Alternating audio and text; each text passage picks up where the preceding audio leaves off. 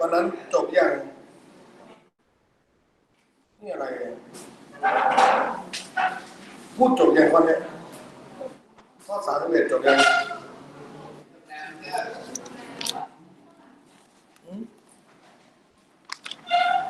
31จบอะไร208อะไรนะใช่ไหมอ๋อนี่คือคำตอบแต่ไม่ได้เขียนไปใช่ไหมโอเคเรามาดูเริ่มข้อ32นะ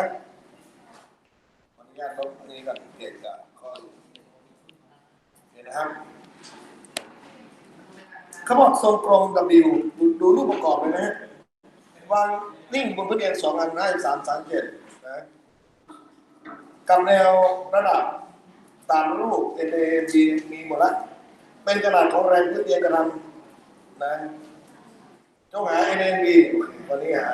ธรรมชาติเลยก็ตั้งอะไรครับใส่อะไรเลยนะใส่แกน x แกน y ธรรมชาติอย่าลืมมุมพื้นเอียงเกินนะอันนี้จิ้มที่53ถูกไหมมุมก็เป็น53จิ้ม37อันนี้เป็น37แตกแรงเนี่ยก็ต้องแตกแรงนะโอเคไหมครับ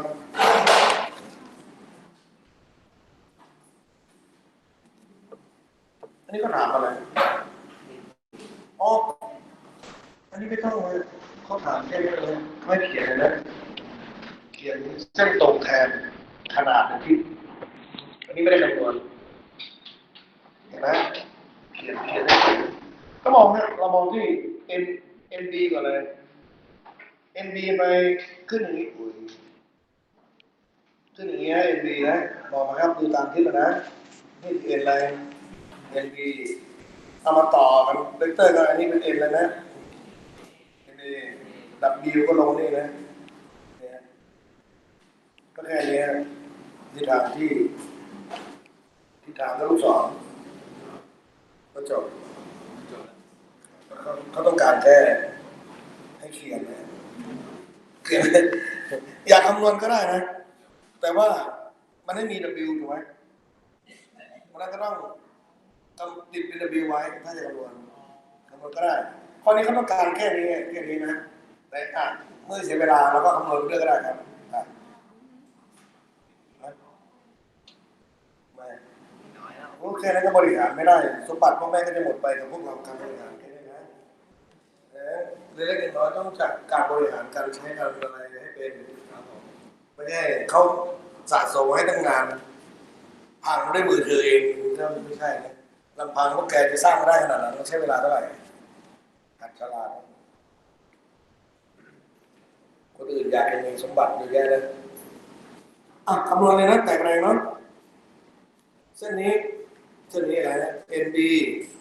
คอส37ข้างบนอันนี้เส้นนี้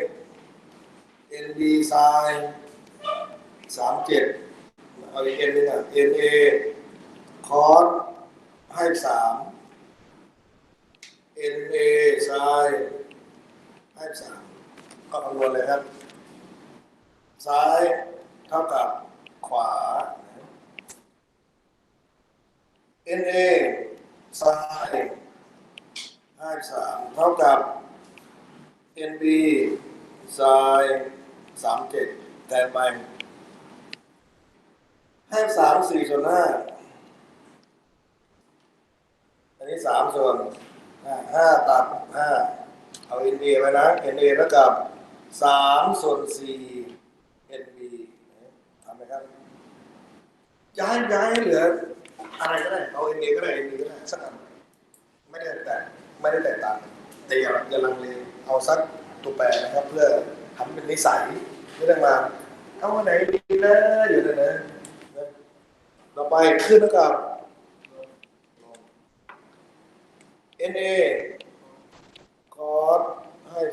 53บวก NB คอส37เท่ากับ W แทนค่าไปอันนี้เท่าไหร่คอส3/5อันนี้4/5ตัดนะตัดนี่คือย้ายมาตรงนี้นะเป็นอะไรครับ5W โอเคไหมครับโอ ผมว่า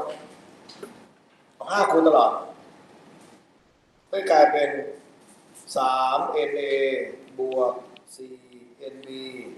เท่ากับ 5W เอา NA มาแทนตอบรูปของ W ไว้มาแทนด้วยนะอะไร3/4ก็คือคูณไปเลยนะ9 ส่วน 4NB บวก 4NB เท่ากับ 5W หาคนละนอครับเป็น16บวก9เป็น25NB ส่วน4เท่ากับ 5W 5 ตัด25ได้5เพราะฉะนั้น NB เท่ากับ4 ส่วน 5W ถามไหมก็ย้อนกลับไปแทนอะไรครับข้างบนทำไหมครับเอา5 ตัดได้นะ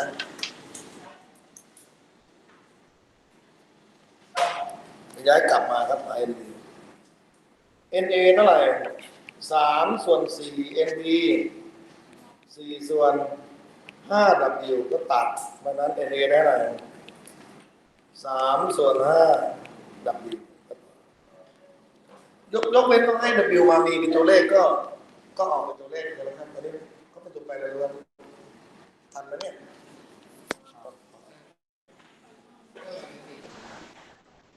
อะไรไม่เห็นนะ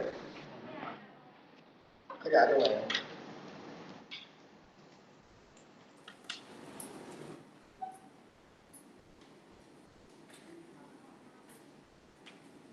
ซ้ายขวาบนล่างไหน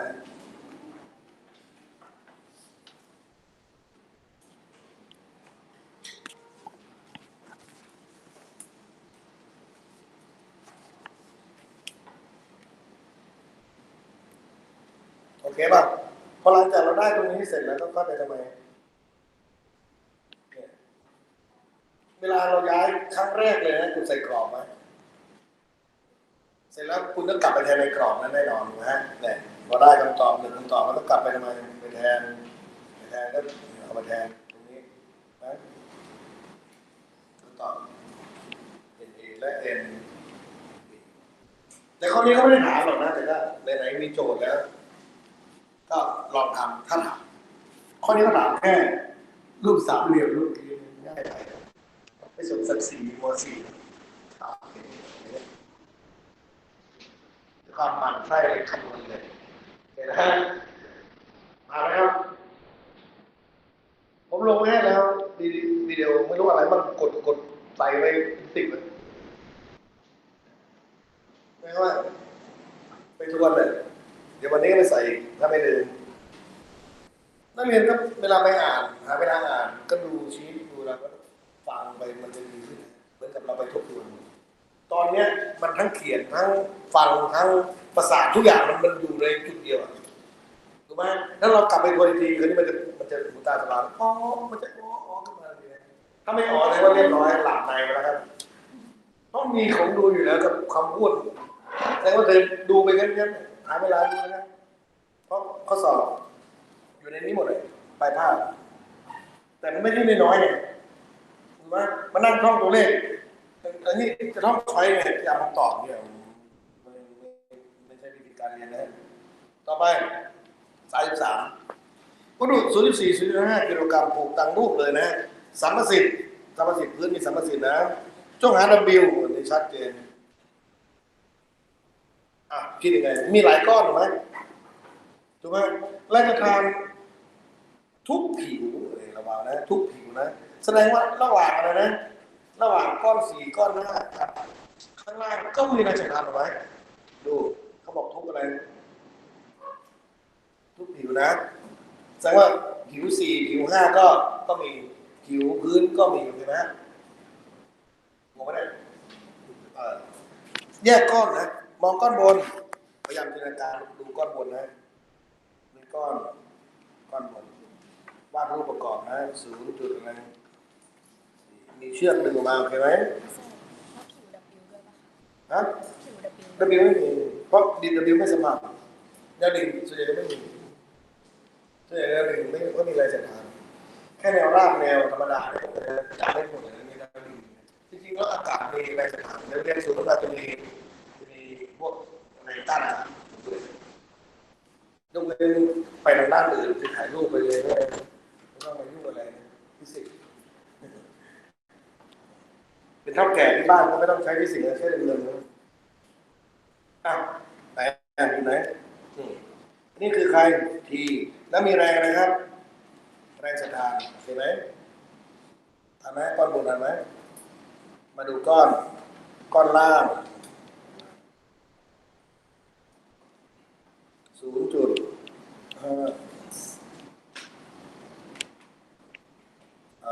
แรงดึงเชือกทีมันดึงมาตรงนี้แรงสถานก็ไปตรงนี้ F ล่างมี F นะ F บนอันนี้ F เลยนะข้างบนนะงงไหมแล้วมีตัวนี้ตัวนึงคืออะไรอันนี้ทีหนึ่งนะอันนี้ทีนะ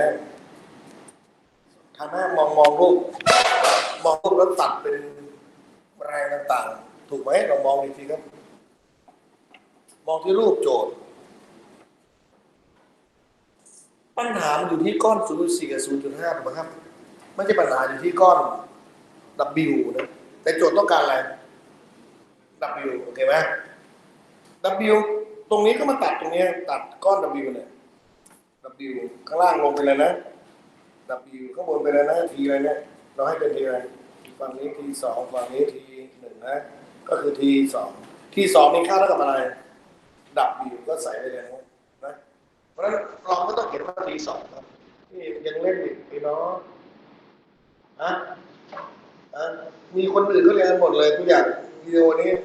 ให้พ่อมึงดูอย่างนั้นไม่ได้ฟ้องนะก็มึงดูเนี่ยสมควรไหมเดี๋ยวเอาใส่ถุงไว้ให้มันเตอร์นะสอบไฟนอลเสร็จแล้วไปเอาของใครก็ช่างไม่รู้นะเพราะไอ้น็อตสีตุลาเนี่ยนะ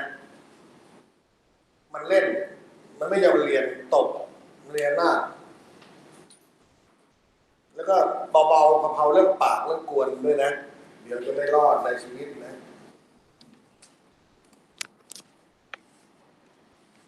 นั่นเองความรู้ต้องสะสมนะครับมาเร่งรัดเอาอยู่นะเดี๋ยวนี้จะไปสอบมันไม่ได้ที่ผ่านมาการภาคอะไรเนี่ยนะรวบมันจะสั่นไปหมดมันจะไปหมดเลยนะนั้นต้องสะสมมีใครที่ไหนเรียนวันเดียวแล้วเป็นอรหันต์เป็นด็อกเตอร์แล้วเก็บสะสมความรู้มันไม่ค่อยสะสมนึกย้อนไปนี่ม .4 เทอม 1เนี่ยถึงมันผ่านมาเนี่ยเราเดินผ่านม .4 ปีหน้าเลยนะเรื่องเราจะเห็นหูตาสว่างขึ้นมากเลยเพราะอะไรเรื่องที่เรียนอยู่มันจะไหลเข้าไปในสมองมันจะง่ายขึ้นเลยก็เรียกมีประสบการณ์เนี่ยเธอกลับไปทวนที่บ้านเธอจะรู้สึกง่ายขึ้นทันทีครับเพราะอะไรวันนี้เป็นข้อมูลแรก Data แรกบอกตอนใกล้สอบการลบตัวการแล้วมันเป็นอะไรนะประสบการณ์เมื่อเป็นประสบการณ์ก็มันจะเริ่มฝังแล้วมันจะเริ่มเข้าใจมากขึ้นก็แนะนำไปนะครับความรู้ไม่มีใครสามารถช่วยเราได้มีเงินเป็นหมื่นล้านพันล้านก็ซื้อความรู้มาในสมองไม่ได้ถ้าเราไม่ต้อนรับมัน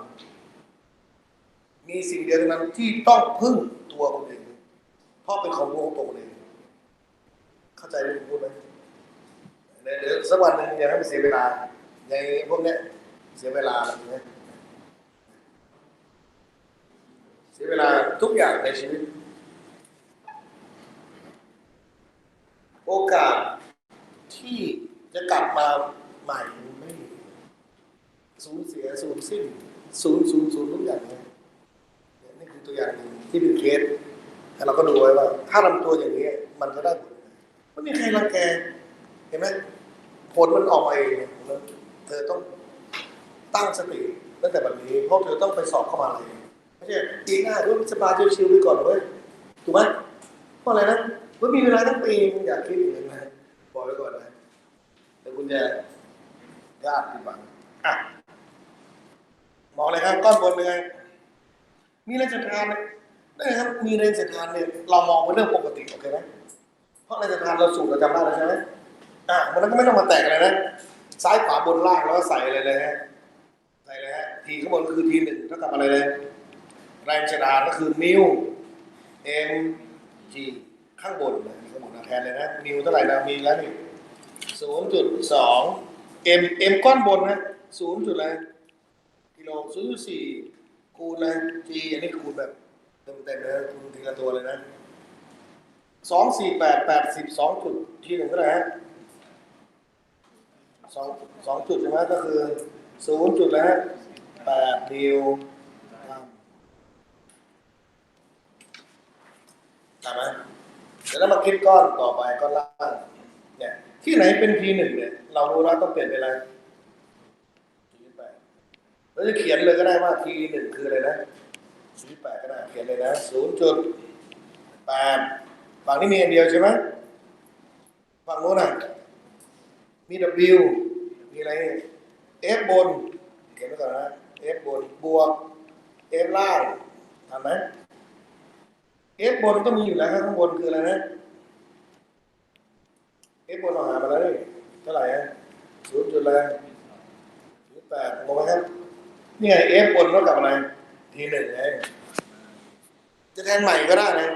สุดท้ายก็ได้คำตอบยังไงดีเข้าใจป่ะข้างบนอ่ะโอเคป่ะ F บนอ่ะมันก็คืออันเดียวกันเลยถูกไหมบวก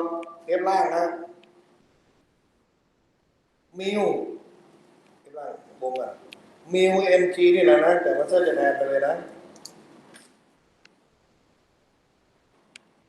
มิวคือ 0.2 m ต้อง2อันบวกกันนะเข้าใจไหม g ก็10ทำได้เนี่ยทำไมบวกกัน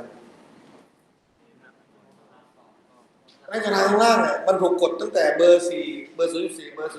0.5ไม่ใช่0.4ลอยอยู่ใช่ไหมเข้าใจยังงงไหมฮะคือในขณะกดทั้งหมดอ่ะแล้วก้อนบนมันใช้0.4ไงระหว่างไอ้0.5กลายเป็นพื้นใช่ไหมถูกไหมมันกดแค่0.4ไหมแต่พื้นอยู่ข้างล่างทั้ง4ทั้ง5ไม่ได้ว่าช่วยกันกดที่ไหนเลยที่พื้นโอเคไหม92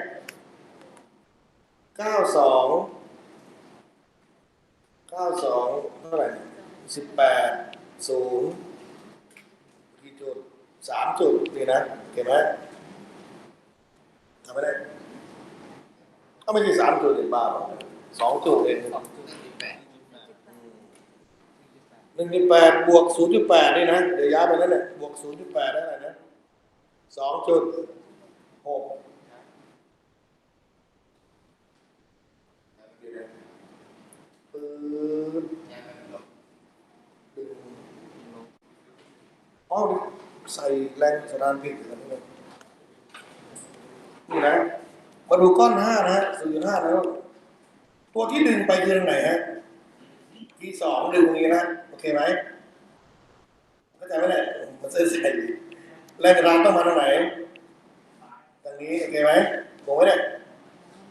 ตัวที่มันเคลื่อนที่ขึ้นไปอย่างนี้โอเคไหมงงวะไม่งงนะนี่ไงตัวข้างล่างมันจะตัวที่ดึงไปมันจะขึ้นที่อย่างนี้ตัวข้างนี้จะขึ้นที่อย่างนี้โอเคไหมงงไหมฮะก็ดูจากระบบใส่ครั้งแรกเป็นไปเลย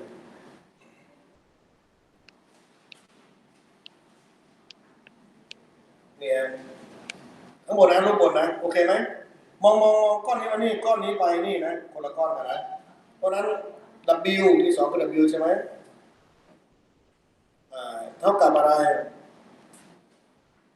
T บวก F บนบวก F ล่างเห็นไหมครับเห็นไหม T รู้แล้วคือเท่าไหร่ฮะ0อยู่แล้ว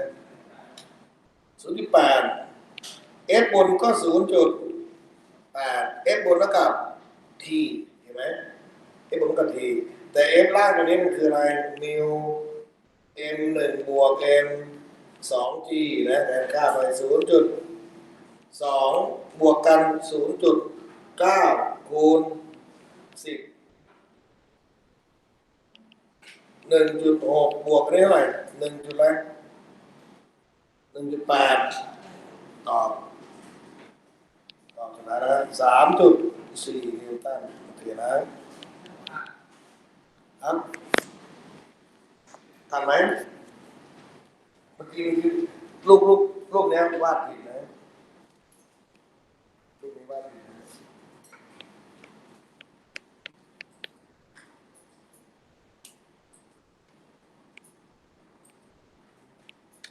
นี่ทีสองวัตถุที่เคลื่อนที่เป็นอย่างนี้แรงทานเป็นไงเอฟล่างเอฟบนนะคือไปมองเหมือนก้อนบนไม่ได้มันไปเคลื่อนที่เป็นคนละทางกันถูกไหม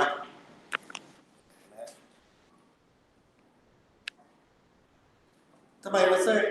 รู้ว่ารู้รู้ว่ามาเซ่รู้ตัวไหนว่าทำไมมันใส่ดีเพราะเมื่อกี้มันติดลบ W ติดลบมันเป็นไปไม่ได้ W ที่ไหนติดลบจะมาดึงได้ไงเลยผมก็เลยต้องใส่ต้องมองมาอ้าวจริงด้วยก็คือเราใส่ทิศทางผิดนั่นเองเห็นไหมทำไมอะไรนะทีนี่ไงมันทีหนึ่งนะทีหนึ่งของทีหนึ่งมัน0.8ข้างบนนี่ไงทีหนึ่งมันแล้วกับแรงสัญญาณเอสบนเนี่ยเอสบนก็ทีแปด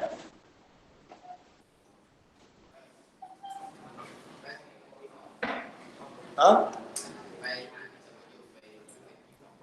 เดี๋ยวนะนี่วัตถุก้อนที่ก้อนล่างจะขึ้นที่ตรงนี้นะนี่คือทิศของการที่นะเพราะนั้นแรงการจะสวนกับตรงข้ามทิศทางการที่อยู่ตรงไหนส่วนก้อนบนเนี่ยมันไปไหนมันก็ที่ตรงนี้เรื่องปกติพวกนี้นั่นเองสำคัญที่สุดคืออะไรนะทิศทางการที่ถูกไหมเพราะเราจะรู้ว่ามันขึ้นที่เป็นไหนแรงกระทำมีทิศเป็นไงอยู่แล้วครับแรงกระทำมีทิศตรงข้ามกับทิศกลางที่เพราะฉะนั้นทุกครั้งก็กำหนดแรงสมัยก่อนมันจะบอกว่าให้ทิศทางความเร่งก่อนเสมอนี่ไม่มีความเร่งมาใส่ทิศทางการเคลื่อนที่เดียวกันนะถ้าเราใส่ปุ๊บมันจะรู้ว่าไปทางนี้ใครสวนก็ไปทางอื่นฟิสิกส์เลยมี2แบบคือบวกกับลบ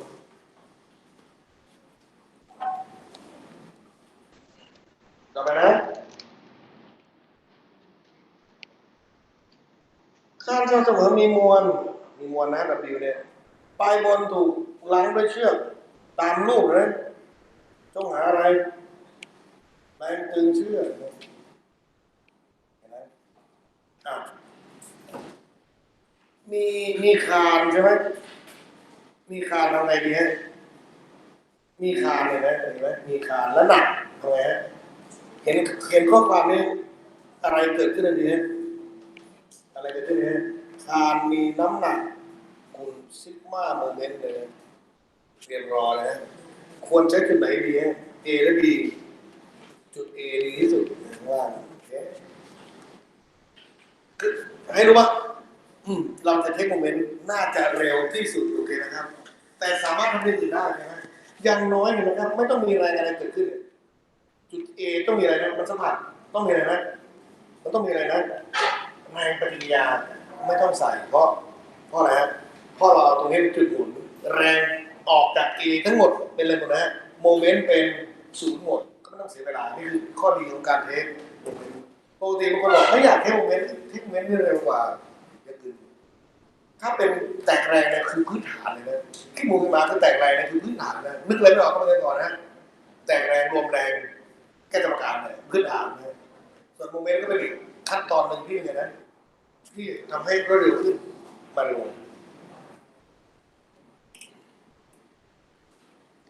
ก็มี2 อันนะแต่ว่าสังเกตแล้วก็สังเกตว่ามันไม่อะไรนะมันไม่ตั้งฉากถูกไหมแล้วเราก็ใส่กันก่อนนะใส่แกนอะไรกันนะแกน x แกน y ตรงจุดแรงสังเกตไหมว่าสังเกตได้เทคนิคการเดินเรือนะเมื่อเลือกจุดหมุนแล้วอย่าลืมใส่อะไรนะฮะ x y ธรรมชาติเป็นแนวของจุดหมุนแรงทุกแรงต้องตั้งฉากกับเส้นสีแดงนี้โอเคไหมครับ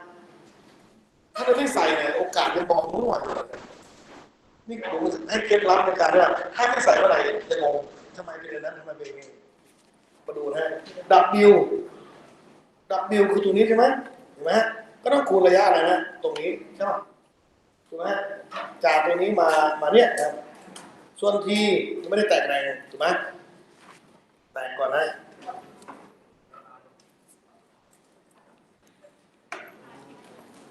แตกทีนะมาตรงนี้เป็นทีนะ ทีไซน์ซีต้าตรงนี้เป็นทีอะไรทีคอสซีต้าทำไมต้องใช้แกน x y ใหม่ครับเพราะเราใช้คานเป็นอะไรเลยแกนเลยนะโอเคไหม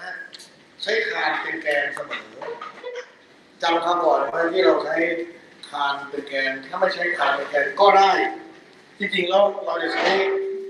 จุดไหนเป็นแกน x y ได้หมดเข้าใจไหมแต่เพราะมันได้หมดเนี่ยเราจึงทำให้เรามองเยอะคิดเยอะเลยเอาอันไหนดีที่มันเยอะเลยเยอะมากก็เอาเป็นอย่างสองอย่างก่อนนะสังเกตว่าทีคอสเป็นไงนะวิ่งเข้าสู่อะไรนะทีคอสเนี่ยวิ่งเข้าสู่ไหนจุด A นะโมเมนต์ก็เป็นไงนะเป็นศูนย์นะก็เหลือเห็นนี่คืออะไรนะ W กับอะไรนะดีไซน์กับไซน์เลยนะดีไซน์คูณอะไร30นะดีไซน์30คูณวางไว้ครับอะไรนะ W เท่าไหร่ใส่ตัวเลข200คูณทันไหมมองสมการให้ออกเลย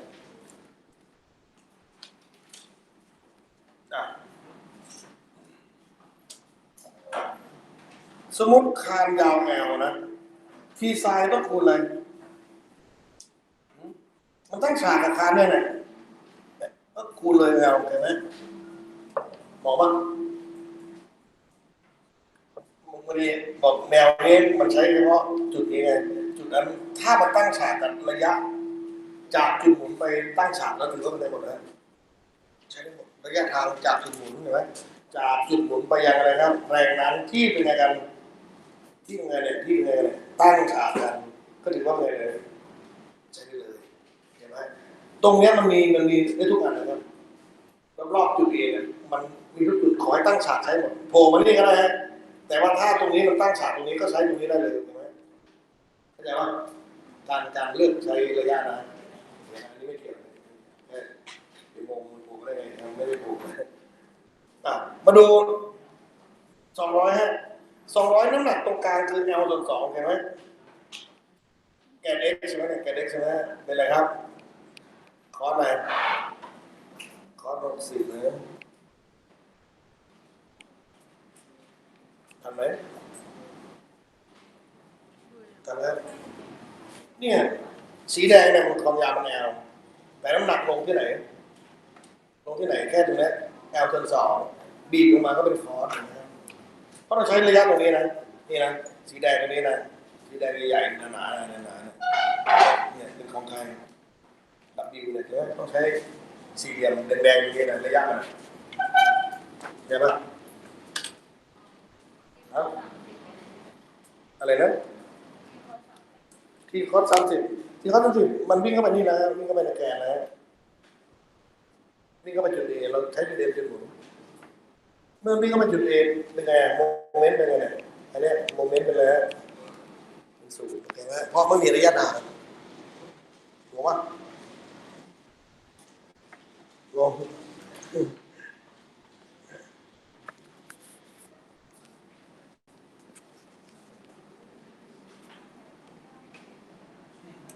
คือเวลาเราแตกมาเนี่ยเราแตกมาได้ทีคอสทันทีเลยนะ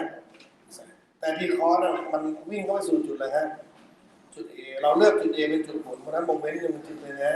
เนี่ยเป็นศูนย์คือคิดไหมไม่คิดก็เหลือแค่ทีไซน์กับ W ทีไซน์มันก็ตั้งฉากไทยนะครับความยาว L อยู่แล้วก็คูณได้เลย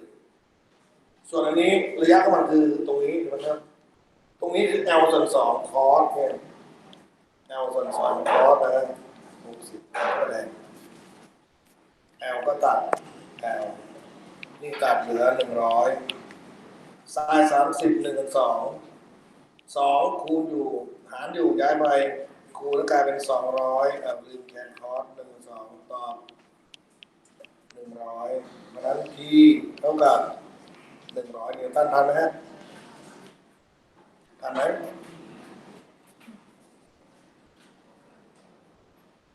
เอาใหม่ก็ได้นะ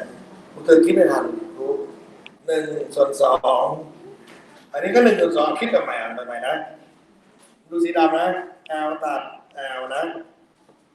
เนี่ย1/2ตัด1/2นะเหลืออะไรฮะเหลือ200ตัด2ได้เท่าไหร่100เนี่ยเกลี้ยงหมดแล้วทุกตัวเลยใช่ไหมเนี่ยนั่นทีก็เท่ากับอะไร100เห็นครับคิดมีทั้งหลายวิธีคิดเลยตัดเร็วเอาเมื่อไม่ชอบก็ต้องตัดใจให้เร็วมันเสียเวลาเสียอนาคตถูกไหมมัวค่ำคืนกับอดีตมันไม่ได้มันต้องตัดสินใจอย่างรวดเร็วเมื่อผิดหวังก็อย่าลังเลนะฮะเราเมื่อกี้พูดจำไม่ได้แล้วต้องตัดเอาอย่างมันเละเลยนะเอาใหม่นะลงตาจะดูการตัดเอาใหม่ครับมันจะให้ซ้ำเก่าดูนี่เนี่ยนะมันจะดูออกไหมเนี่ยซ้ำเก่าเนี่ยอ่ะมาดูแทนอันดับแรกคะแนนค่าไปก่อนอันนี้1ส่วนอะไรนะ2อันนี้ก็1ส่วน2นะ1/2เป็นไงเลยครับออกไปเลยอ่ะโอเคเอาได้จ้ะ L เป็นไง L ฝั่งซ้ายนี่เหลืออะไรบ้างเนี่ยฝั่งนี้เหลืออะไร200กับ2ก็ตัดกันไปที่ตอบเนี่ยเอาอีกรอบไหมหมดวิธีแล้วโอเคเนาะแหมขณะเดินทางมาตั้งใจสุดท้ายตายตรงแทนข้าวนี่ไม่ใช่แล้วนะแต่ว่ามันเสียเวลามหาศาลที่สุดคือคิดตอนสุดท้ายผิดต้องระวังนะครับมันผ่านสงครามโลกมามากมายมาถึงบ้านสะดุดหัวฟาดไปถึงตายหลบลูกปืนลูกระเบิดมาเต็มที่ไม่ตายคนเรานี่นะอันนี้คิดหรออันนี้แบบคิดแบบสามเหลี่ยมแรงลองแบบธรรมดาไหมแบบแต่งแรงธรรมดาไงทำได้เอาป่ะเอาไม่เอาไอ้สามเหลี่ยมแรงนี่โอ้โหบางทีคือเริ่มลืมไปแล้วว่าสูตรอะไรใช่ป่ะเพราะมันนานๆจะโผล่มาครั้งเลยถามว่าใช้แล้วดีไหมแน่นอนนะปุ๊บตอบเลยโอเคไหมมันก็เหมาะอย่างนั้นมันต้องสูตรลับมันต้องคนมีเป็นโจทย์ที่เขาต้องการมามันจะโป๊ะแต่ถ้าไม่พอดีใช้ตายก็ผิดเดี๋ยวมาลองวิธีใหม่คือธรรมชาติวิธีอะไรนะธรรมชาติคืออะไรแตกแรงปกติเลยแต่คือยากกว่านะครับเมื่อกี้310นัดต่อนะอันนี้ก็ลบใหม่ด้วยเนาะอะไรก็ไม่รู้เอาไปไหนเริ่มใหม่เลยนะเริ่มใหม่ทุกอย่างนะครับเห็นไหมโอกาสเราสามารถเริ่มชีวิตใหม่ได้ทุกเวลานะแต่การเริ่มใหม่ทุกครั้งคือการเสียเวลาเสมอเห็นไหมสมมุติมุมใส่เกณฑ์มาแบบy ธรรมชาตินะy นะอันนี้ซีต้าอันนี้อัลฟานะฮะว่าจะโหดไปนะข้อนี้ยังไงก็ทั้งมันก็ต้องมีเลยนะอันนี้มันมุมฉากว่ะเนี่ยเดี๋ยวนะเดี๋ยวเราเซอร์คิดตัวนี้เราเป็นมุมฉากว่ะนะ6 3 6 5 6 4แสดงเป็น3เหลี่ยมมุมฉากนะโอเคนะเอาใหม่นะเพราะเป็น3เหลี่ยมมุมฉากอยู่ตรงไหนครับตรงนี้โอเคไหมมันรีเช็คก่อนนะถ้าไม่ใช่มุมฉากมันจะคิดไม่ได้แต่ถ้าอันนี้ไม่ใช่มุมฉากนะจบเลยนะมาแบ่งตรงนี้มุมฉากมันไม่ได้ขึ้นยากมากแสดงว่า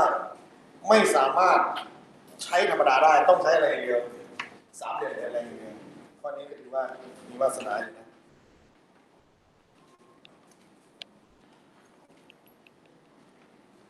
อันนี้มุมฉากอันนี้มุมอะไรเนี่ย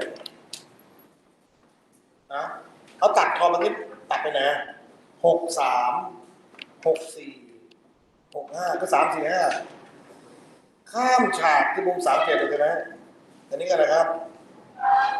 เห็นไหมเนี่ยข้ามมุม37ซ้าย37กับ3ส่วนหน้าคือ37อีกนึงต้องเป็นอะไรครับให้3มารวมกันเท่ากับ90มุมภายใน3เหลี่ยมเท่ากับ180เห็นไหมพอได้ตรงนี้ก็สบายนะครับมันแตกแรงเนี่ย ห็นไหมมันยากแต่ละอันนี้เหมือนกันถ้าได้สูตรสำเร็จอะไรก็โป๊ะจบมันเหมาะอยู่แล้วโจทย์ข้อนี้มันรองรับอะไรฮะรองรับสามเหลี่ยมเดินแรงอยู่แล้วมันก็ต้องเหมาะกับสามเหลี่ยมเดินแรงมันไม่เหมาะกับธรรมดานะนี่เป็นทีนะทีสองนะโจทย์ให้มามุมนี้มุมอะไร37อันนี้นะทีหนึ่งนี่มุมแล้วพอได้ตรงนี้มันก็เป็นไงละสบายแล้วอันนี้ก็4 นิวตันก็คือเป็นเรื่องปกติห้อยธรรมดาถูกไหมบอกไหมแต่ก่อนจะได้ตรงนี้มันต้องมาเคลียร์เรื่องอะไรก่อนสามเหลี่ยมทำเลยขึ้นแล้วก็ลงอันนี้ไม่แตกเลยแต่กันนะที่สองคอส37ที่สองไซน์37ที่สองไปเลยนะที่หนึ่งข้างบนเลยที่หนึ่งไซน์53ที่หนึ่งคอส53โอเคนะทำเลยครับกลัวสับสนก็แกน y ใส่ไว้นี่แกน x จะได้รู้ว่าอันอื่นไม่เกี่ยวนะเฉพาะอันนี้ทำวิธีไหนก็ได้ให้เราลอกข้อคือทำเสร็จแล้วลอกผิดก็จะเป็นไม่ได้ผมไม่ใช่เป็นประจำไม่แปลกคนไงใช่ไหมระบบเป็นครูอีกก็เลยผิดตลอดเลยใช่ไหมเพราะฉะนั้นถ้าอยากผิดก็เป็นครูเลยไม่อยากผิดก็อย่าเป็นครูเขาบอกผิดเป็นครูใช่ไหมแล้วครูไม่มีถูกทุกอย่างบนล่างที่หนึ่งไซน์53บวกที่สองไซน์37เท่ากับ10นะไซน์53คือนะ4 ส่วน 5อันนี้3 ส่วน 5เอา5คูณตลอดไปนะเนี่ย5คูณตลอดนะนี่ตัดตึ๊บตัดไม่ได้คูณเป็น50 4 ที 1 บวก 3 ที 2อยู่เข้ามาแทนนี้เอาบนล่างซ้ายขวาตรงนี้ก่อนซ้ายกับขวานะที1คอส53ที2คอส37เอาแทนคอส53อะไรนะ3 ส่วน 5คอส37 4 ส่วน 5ตัด5ที1เท่ากับ4 ส่วน 3ที2เอานี้ไปทำไมครับไปแทนโอเคทันไหมไม่แปลกฮะว่าทำไมมันยาวจังการแตกแรงเป็นพื้นฐานเลยนะอะไรที่เป็นพื้นฐานมันมีรัดไหมล่ะมีรัดเลยก็ธรรมชาติเลยทำแทนธรรมชาติเลยเปลี่ยนนะ4 วงเล็บบวก3ที2เท่ากับ50ที่วงเล็บคือ4 ส่วน 3ที2มีปัญหาเรื่องส่วนเนี่ยเห็นไหมนั่นเองมีปัญหาเรื่องส่วนก็ทำไมครับเอาส่วนไปทำไมคูณโอเคไหมมันตัดพอเนี่ยปึ๊บตอบ16ที2 9ที2เท่ากับ150ถ้าใครไม่มีวิธีการอย่างอื่นทำตามผมนะแล้วมันชัวร์วิธีการจัดส่วนบวกกันเป็น25ที2เท่ากับ150ที2ก็เท่ากับอะไร150ส่วน25 5 นะ25แต่เก่งต้องเป็น5350ตอบ6ได้แล้วที2เท่าไหร่นะ6โมงก็อยากรู้ที่1ไปทำไม4 ส่วน 3คูณ6เท่ากับที1ตัดโป๊ะเหลือ8 นิวตันอันนี้ทีเลยได้หมดแล้วตรงกันมาเลยลบไปแล้วที1คือ8โอเคไปกัน6นะ ก็ไม่แปลกนะครับว่าวิธีนี้พยายามแสดงว่าใส่แรงรวมแรงแตกแรงนี่ใช้ได้ทุกอะไรฮะทุกกรณีถูกไหมแต่สามเหลี่ยมเป็นแรงต้องมีตามเงื่อนไขคืออะไรมีด้านมีแรงมีมุมประกอบและแค่สามแรงเท่านั้นถูกไหม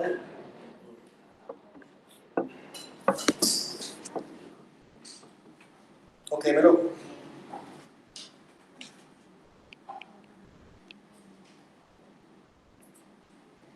โอเคนะ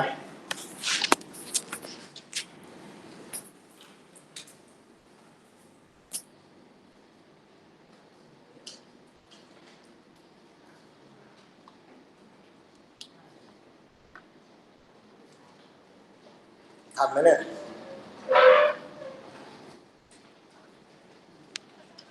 กำบังทุกคนอะไรนะที่หนึ่งอยู่ไหนเนาะนี่เหรอเริ่มจากตรงไหนนะก็เนี่ยซ้ายเท่ากับอะไรก่อนนะซ้ายเท่ากับขวาแล้วก็แทนค่าแล้วกัน5 ตัด 5มันจะได้ย้าย3ไปได้4/3ทีหนึ่งมันจะได้ทีหนึ่งออกมาก่อนแต่ยังไม่ออกหรอกมันติดตัวแปรไว้แล้วก็ไปแทนนะฮะบนเท่ากับอะไรกับล่างที่ไหนเป็นทีหนึ่งก็เปลี่ยนไปเลยนะ4/3 ที 2นะ4/3 ที 2เสร็จแล้วก็มันมีส่วนเห็นไหมส่วนไป3แล้วก็เอาอะไรเขียนเลยฮะเขียน3ไว้ข้างบนทุกตัวแล้วก็ตัดทอนตัดกับ3ก็เหลือ16 3 3 9 3คูณ50เป็น150รวมก็เป็น25เสร็จแล้วก็ย้าย25ไปทำไมก็ต่อ6พอได้6ก็ไปแทนไหนตรงนี้ก็ได้เป็น8ออกมาทันไหมครับโอเคนะ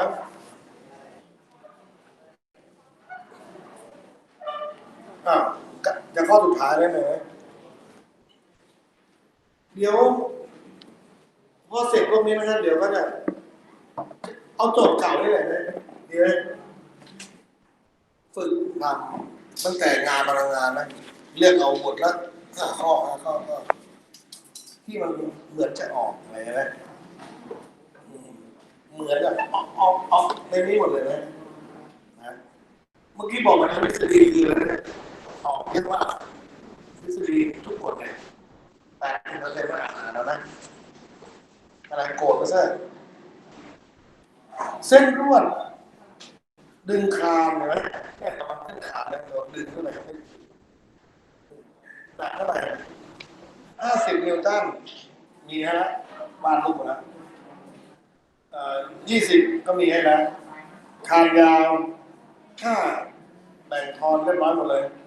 ที่ไปตึงตีกำแพงต้องหาอะไรแรงดึงของเส้นลวดคือใครฮะคือใครฮะคือใครเนี่ยจะรับอะไรเนี่ยจะรับอะไรแรงดึงเชือกโอเคทำไงดีคานมีน้ำหนักนี่คานมีน้ำหนักทำไงดีครับเร็วทำไงดีถูกต้องฮะพอบอกตรงนี้ใส่เลยซิกมาโมเมนต์รอบจุดไหนดีจุดเอถูกต้องเพราะว่าตรงไหนมีคานใช่ไหมเทคโมเมนต์เลยเทคโมเมนต์ก็เส้นครับนี่คือเส้นที่เส้นแนวของจุดหมุนมีตัวเดียวที่มันไม่ตั้งฉากคือตัวไหนฮะทีถูกไหมทีก็แตกแรงตรงนี้ใช่ไหมเป็นอะไรฮะอันนี้53นี่นะทีคอส53ทีอะไรมาอีกทีนึงทีไซน์53ทีไม่มีแรงสังเกตนะทีไซน์กับ R ทีเดียวมี R ด้วยใช่ไหมถูกไหม R กับทีไซน์ต้องเทคโมเมนต์ไหมทีไซน์กับ R ต้องเทคไหมไม่ต้องเพราะอยู่ในแนวจุดหมุนไม่ต้องเพราะโมเมนต์เป็นเหลืออะไรข้างบนมีอะไรเขียน ข้างบนมีอะไรพีคอส53คูณเท่ากับ20คูณบวก50คูณทันไหมทันไหมวิธีการคิดใส่ระยะให้ดูนะ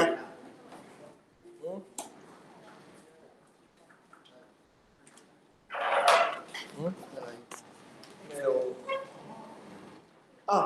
ทีคอส53นั่นคูณอะไรฮะทีคอส53คูณอะไร20คูณ2.5ใครงง50คูณถ้าจะจัดสรรหมดแล้วก็มันมีจุดทีเป็นตัวประหลาดตัวเดียวไหมออกแน่นอน อย่ามาผิดตอนนี้นะเนี่ยขั้นตอนความยากลำบากผ่านไปหมดเลยนะถูกไหมฟิสิกส์เราคืออะไรอ่านโจทย์วิเคราะห์โจทย์พิจารณาโจทย์ใช้สูตรอะไรสมบูรณ์แบบครบหมดนะฟิสิกส์จบแล้วนะเนี่ยฟิสิกส์จบเลยนะกระบวนการฟิสิกส์แล้วเธอวิเคราะห์โจทย์อ่านโจทย์เธอเข้าใจฟิสิกส์แล้วแต่ถ้าเป็นผิดมาข้างล่างนี่เป็นไงนะเธออ่อนคณิตศาสตร์เพราะนั้นพิจารณาตัวเองนะไปปรับตัวเองให้มันเป็นไงฮะแกร่งเท่ากันมันจะเป็นไงครับมันจะไปได้เข้าใจป่ะอย่ามาเหมารวมว่ากูเรียนฟิสิกส์ไม่รู้เรื่องยังเขียนกรรมการฟิสิกส์เลยถ้าเธอผิดขั้นตอนทดสอบต่อไปนะเธอต้องไปดูว่าเธอต้องยอมรับเองว่าฉันอ่อนคณิตศาสตร์เรื่องไหนก็ไปทวนนี่คือวิธีการแก้ไขตัวเองนะครับไม่ใช่มาเหมารวมอะไรนะเหมารวมหมดก็ตกเกรด0เนี่ยไม่เอาก็คือ0เลยเอาแทนขออะไรคอส53คือ3ส่วน5อันนี้คูณก่อนตัด0ได้เลยได้5ถูกไหมอันนี้เท่าไหร่25บวกกันเป็นเท่าไหร่ก่อน255เอานะข้างบนคูณ12คูณ5ส่วนอะไรครับ12ทำไหมครับ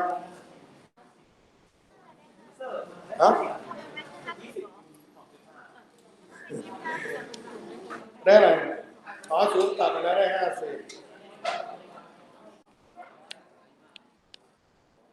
นะตัดจุดแล้วเอาตัดจุดไปแล้วตัดจุดแล้วก็ยังมาใส่จุดอีกก็เลย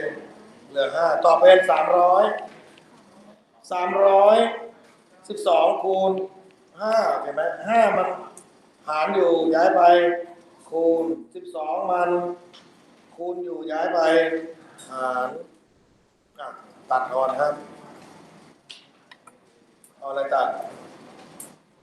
ได้ไหมเนี่ย125ใช่ไหมคุณอื่นตัดได้ไหมเอาตัดไม่ต้องคิดมากตัดไม่3ก็ได้3 4ตัดได้เลยนะ125นิวตันก็ต่อ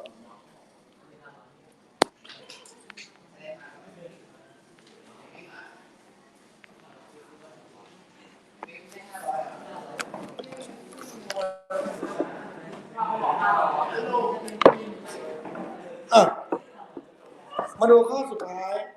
ของเรื่องนี้เสร็จแล้วใครจะถามเรื่องนี้ก็ถามไปนะมันยังไม่เข้าใจเรื่องไหนนะข้อสุดท้ายครับสุดท้ายจริงเลยไม่มีอะไรครับข้อใดถูกต้องครับตำแหน่งสุดท้ายที่สปริงยืดแล้วสามารถคืนตัวสู่สภาวะเดิมได้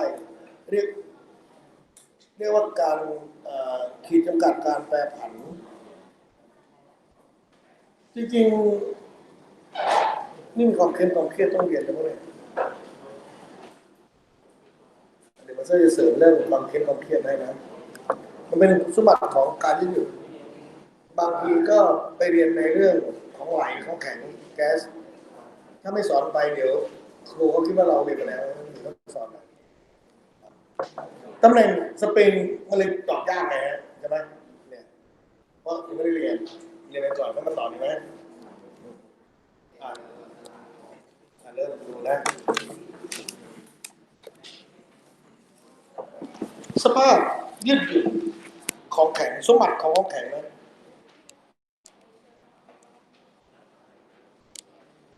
สมบัติ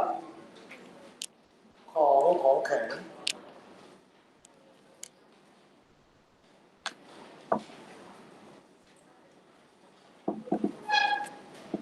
ให้เรียนจากออริจินอลเลยนะคือกราฟออริจินอลของฟิสิกส์คือกราฟเพราะสิ่งนี้มาจากเป็นกราฟคือการทดลองสมการต่างๆเป็นการเรียนท่อนปลายเหตุไม่ใช่ต้นเหตุเป็นเรื่องสปริงนะสปริง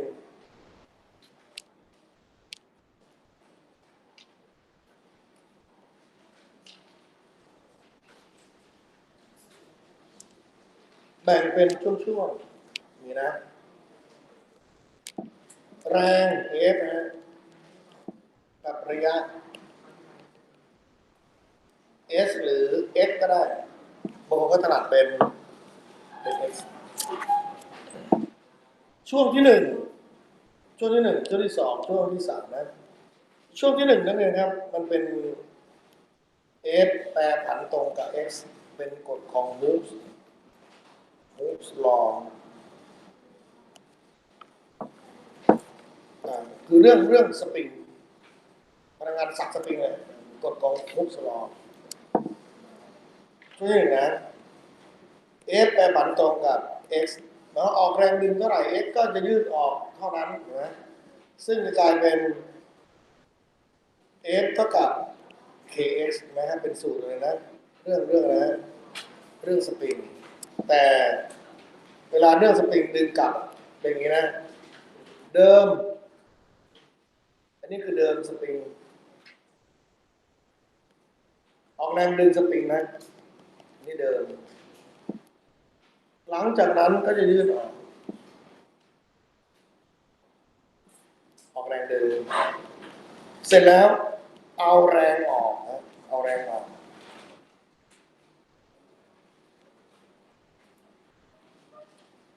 เนี่ยเอาแรงออกไม่มีแรงนะเสร็จแล้วสปริงจะดึงอะไรฮะสปริงจะดึงกลับเห็นไหมเห็นนะครับว่าทำไมเป็นลบเพราะสปริงเนี่ยมันส่วนทางกับอะไรครับมันส่วนทางใครมันดึงค่าเป็นอะไรนะฮะค่าเป็นลบเพราะเป็นแรงสปริงเองเนี่ยต้องไม่ใช่แรงภายนอกดึงคือออกแรงดึงให้ยืดเสร็จแล้ว1 2 3ปล่อยมือเราไม่ได้ออกแรงนะแต่แรงที่ดึงกลับเป็นแรงของใครของสปริงเราจะเรียกว่าแรงดึงสปริงจึงมีค่าเป็นอะไร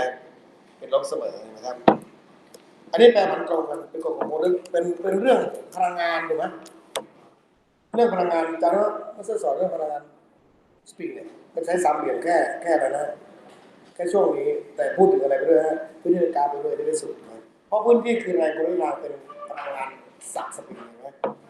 อันนี้สอนแล้วใช่ป่ะเรื่องพลังงานต้องสอนแล้วสิเฉพาะช่วงนี้ถูกไหมเฉพาะที่ไม่ใช่แรงงานเลยได้หรอกลับไปดูอันนี้มันจะออกแรงสม่ำเสมอมาดูช่วงที่สองนะช่วงที่สองเนี่ยนี่นะช่วงที่สองเนี่ยคือออกแรงดึงสปริงแล้วปล่อยมือแล้วสปริงกลับสู่สภาพเดิมได้อันนี้สปริงเลยนะสปริงกลับสู่นะสภาพเดิมได้เรียกว่า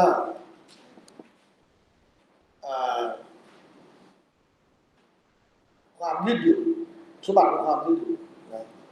เรียกอิลาสติซิตี้สภาพนะสภาพยืดเลยสภาพยืดหยุ่นจุดนี้เรียกว่าขีดจำกัดความยืดหยุ่น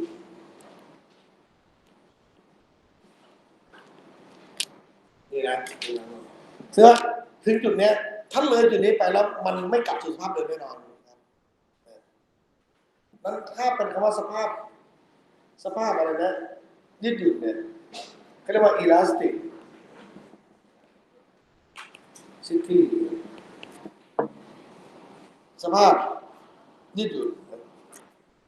มาดูช่วงนี้สีแดงนี่นะช่วงที่3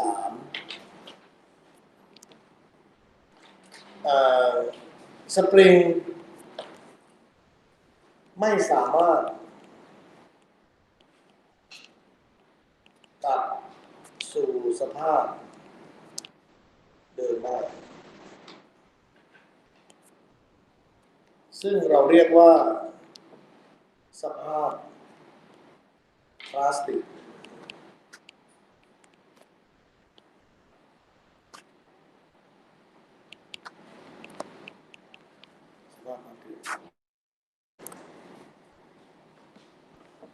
จุดนี้เป็นจุดแตกหักบล็อกเก้นพอยต์คือเลยจุดนี้ไปเป็นไงนะฮะวัตถุเปลี่ยนรูปร่างเลยฮะคือขาดหักสะบั้นมันเปลี่ยนรูปร่างเลยนึกภาพไหมเธอต้องเป็นอาการเรื่องดึงสปริงไม่เล่นใจสักพักเลยนะเคยจะดึงไอ้พวกที่เป็นสปริงนั่นแหละดึงคืออยู่ในช่วงหนึ่งถูกไหมคือปล่อยวางก็เท่าเดิมดึงปลื้มปล่อยก็ยังอยู่ใกล้สภาพเดิมดึงมากกว่านั้นกลายเป็นเส้นตรงเลยเห็นไหมกลายเป็นเส้นตรงดึงมากกว่าเส้นตรงก็คืออะไรขาดก็คือจุดโบกเก็ตน้อยลงไปทำไหมเนี่ยไล่สเต็ปให้ดีนะเพราะฉะนั้นทฤษฎีคำว่าสมบัติของแข็งเลยคือการครั้งนี้ให้ได้แล้วอธิบายได้ให้หมดเลยมันคืออะไรมันคือความหมายในสมบัติของแข็งแต่มันไม่ได้ให้จดเป็นข้อไงอธิบายจากกราฟแล้วให้เรียนรู้จากกราฟเพราะกราฟดีที่สุดแล้วใช่ไหมครับเนี่ยความหมายอย่างเมื่อกี้นั่นเป็นความหมายข้อเลยข้อเมื่อกี้น่าจะเป็นเกี่ยวกับเรื่องคุณสมบัตินี่แหละใช่ไหมเนี่ยตำแหน่งสุดท้ายของสปริงยืดแล้วสามารถกลับคืนสู่สภาพเดิมได้ว่าแปรผันเนี่ยเป็นขีดนะขีดจำกัดความยืดหยุ่นถูกไหมสปริงสภาพพลาสติกยืดเกินขีดจำกัดแปรผันไม่ใช่นะข้อไหนวัสดุที่มีความยืดหยุ่นสูงจะทนต่อแรงภายนอกเนี่ยข้อนี้ตอบข้อ4เลยเขาว่าทนแรงคุณสมบัติอะไรคุณสมบัติต่อไปนะคุณสมบัติเอ็นคือความเค็มความเครียดเอามีจริงๆไม่ได้พูดเล่นเลยมันชื่อมีจริงนะไม่ใช่พูดเล่นเลยความเค็มคือความสามารถความยืดหยุ่นที่สามารถทนแรงรับได้ใช้ย่อตัว S S ส่วน A สูตรนะความเค็มนามสกุลเป็นนิวตันต่อตารางเมตรนี่ฮะความสามารถในการทนเลยนะรับแรงได้อย่าง A คือพื้นที่หน้าตัดอันนี้อย่างเหล็กเส้นเห็นไหมเหล็กเส้นเลยนะส่วนพื้นที่หน้าตัดเท่านี้แต่ข้างในเนี่ยคือสภาพความยืดหยุ่นของเนื้อเหล็กถูกไหมครับซึ่งตรงนี้กลยุทธ์ในการโกงสร้างตึกสร้างอาคารเนี่ยมากมายนะถ้าตัวอย่าง1วิศวกรรมก่อสร้างวิศวกรรมอะไรพวกนี้ไหมโกงได้โกงง่ายๆเลยนี่บอกวิธีโกงนะเหล็กเส้นหนึ่งเนี่ยยาวเท่าไหร่นะ4 เมตรพื้นที่หน้าตัดดูกันได้ถูกไหมเนี่ยขนาดนี้พื้นที่หน้าตัดคือหน้าตัดคือกลมๆแต่สภาพความยืดหยุ่นวัดไม่ได้สมมติเส้นนี้คุณซื้อมาเส้น100เอา500 บาทนะถูกไหมคุณภาพดีเกรดดี500 บาทแต่คุณซื้อไซส์เดียวกันมาเกรดอ่อนลงมานี้คุณซื้อเท่าไหร่นะ300 บาทคุณได้กำไรอะไรเท่าไหร่นะ200 บาทต่อเส้นถูกไหมเพราะพื้นที่ตัดเท่ากันเวลาไปตรวจเสาเส้นหนึ่งเวลาจะผูกเหล็กเส้นนะประมาณ30-40 เส้นต่อ1 4 เมตรเลยนะคูณไปเนี่ยเท่าไหร่เนี่ยคูณ30เลยเท่าไหร่6อะไรครับ6,000 บาทนะยังไม่ได้สักเสาเลยนี่แค่ชั้นเดียวเลย4 เมตรชั้นเดียวแล้วตึกยิ่งสูงเท่าไหร่มันไม่ใช่30มันจะเป็น60คือต้องเสาใหญ่ขึ้นเวลาไปตรวจก็ดูขึ้นว่าสมมติมี30 เส้นก็ดูว่า30 เส้นดูไซส์ไซส์มันได้ขนาด1 นิ้ว 1 เซนอะไรมันได้ ถูกไหมคุณจะไปฟันแพ้กัดหรือมันเหนียวด้วยมันทนได้ไม่ได้เนี่ยโกงแบบสุดๆแล้วตึกชั้นหนึ่งมีกี่เสาอันนี้เอาแค่เล่นแค่อันเดียวคือเล่นเหล็กเส้นเดียวนะนี่เอาเหล็กเส้นเดียวนะเห็นนะเห็นนะครับว่าเม็ดเงินมาเพราะฉะนั้นคนที่ทำก่อสร้างก่ออะไรวะเนี่ยมันถึงถ้าจังหวะฟุกๆรวยมหาศาลนี่คือเส้นไม่กินเหล็กมันกินปูนมันกินหินมันกินอะไรไปนะก็เรียกว่าบ้านเราเป็นไงฮะปกติตึกทุกตึก30 ปีไม่เป็นไรนะตามสภาพทุกคนเลยวิศวกรก็ต้องคำนวณมาหมดเหมือนกันคำนวณเสร็จก็หารายได้พิเศษเนี่ยแค่เหล็กในตรงนี้แล้วเป็นหลักล้านนะ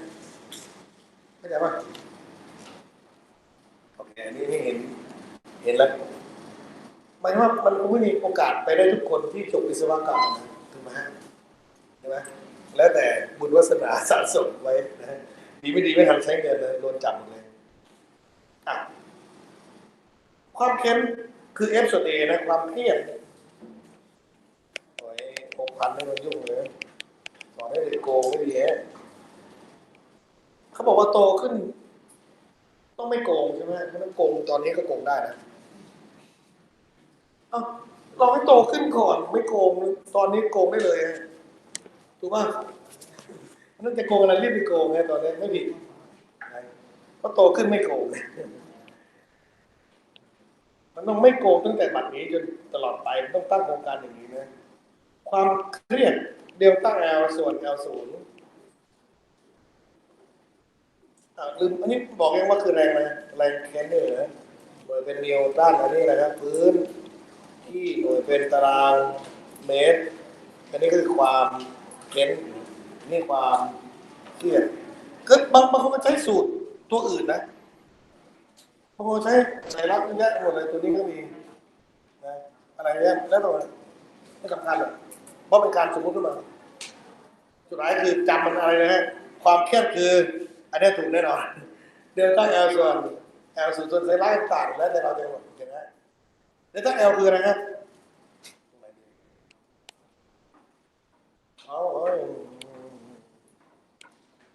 เดลต้า L คือความยาวที่เปลี่ยนไป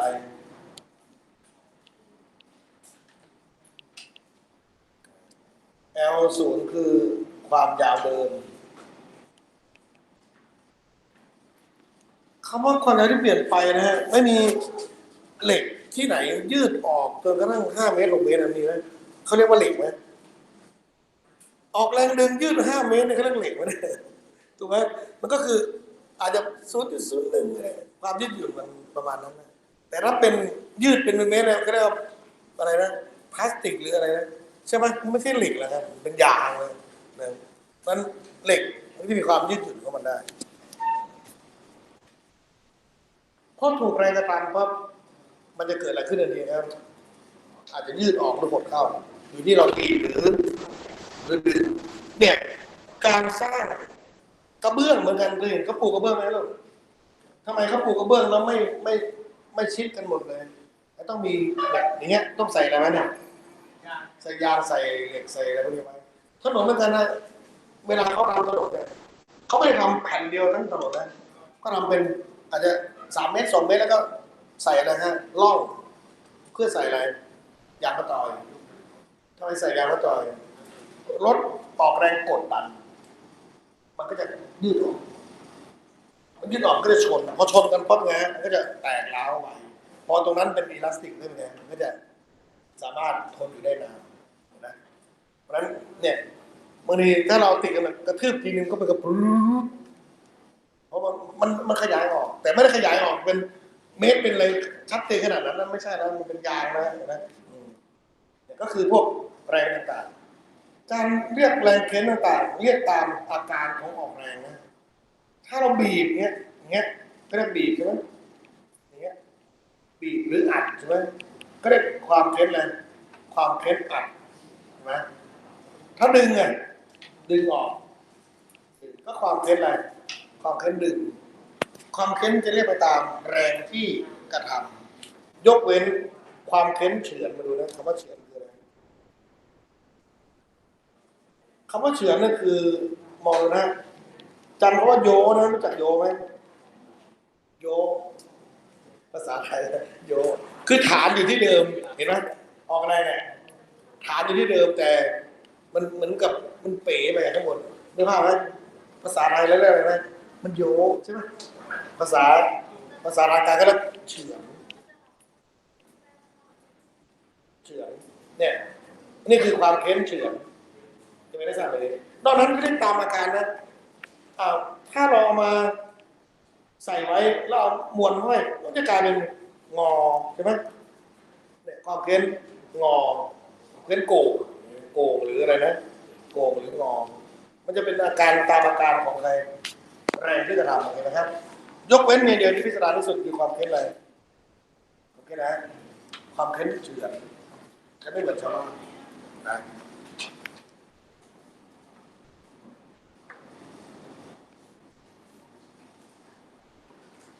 มาดูอีกอันหนึ่งฮะอันที่สามยังโมโนลา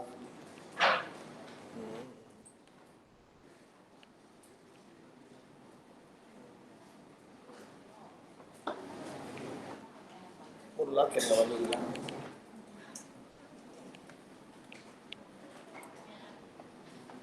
เอ็นจียังโมดูลัสนี่หรอ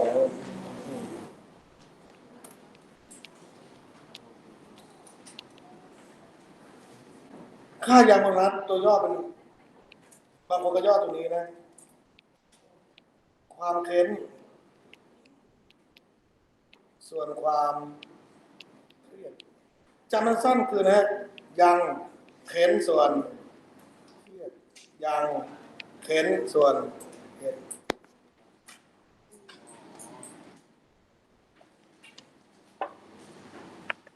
ลืมบอกความเครียดไม่มีหน่วยนะความเครียดไม่มีนะฮะไม่มีหน่วยเพราะอันนี้ก็เมตรอันนี้ก็อะไรครับเมตรตัด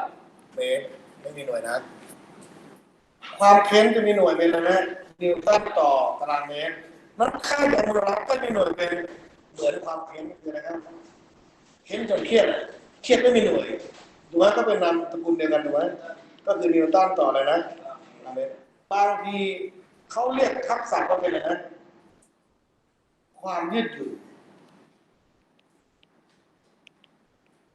ความเค้นก็คือความยืดหยุ่นของที่สามารถทนแรงได้คำว่าค่าความยืดหยุ่นต่างๆก็เป็นค่าของอย่างโมลาร์คือมีหน่วยเดียวกันเพราะฉะนั้นเรื่องของแข็งเด็ดๆมีแค่นี้จำแค่อันเดียวครับคืออะไรครับจำแค่อะไรยังเท่ากับเค้นส่วนเครียดและไม่อยากให้เรียนสูตรนะให้จำว่าเค้นคือ F ส่วน A เครียดคือเดลต้า L ส่วน L ศูนย์พอถ้าเขียนสูตรแล้วประจำสูตรอยู่เนี่ยกลัวเธอจะสับสนนะ Fส่วน A หารด้วยเดลต้า L ส่วน L ศูนย์อย่างเท่ากับ F ส่วน A คูณด้วย L ศูนย์ส่วนเดลต้า L ถ้าเราจำสูตรนี้ปุ๊บเนี่ยไม่แนะนำให้จำเดี๋ยวเราจะใส่ความเครียดอีกมันจะสับสนกับความเครียดให้จำแค่นั้นนะเค้นส่วนเครียดเค้นคือ F ส่วน A เครียดคือเดลต้า L ส่วน L ศูนย์แล้วค่อยมาทำอะไรนะแล้วค่อยมาทำอะไรกันสร้างเอาโอเคไหมครับแล้วแต่นะนี่คือแนะนำเฉยๆคุณมีความสามารถในการทำเถอะครับคือกลัวเธอจะจำสับสนเรื่องอะไรนะทำไมอันนี้ L ศูนย์ส่วนเดลต้า L ทำไมเดลต้า L ส่วน L ศูนย์ก็มั่วเห็นปะวันหลังผมจะหาความเครียดมาให้แต่ว่าอันนี้ผมไม่ได้ออกกระสอบนะเครียด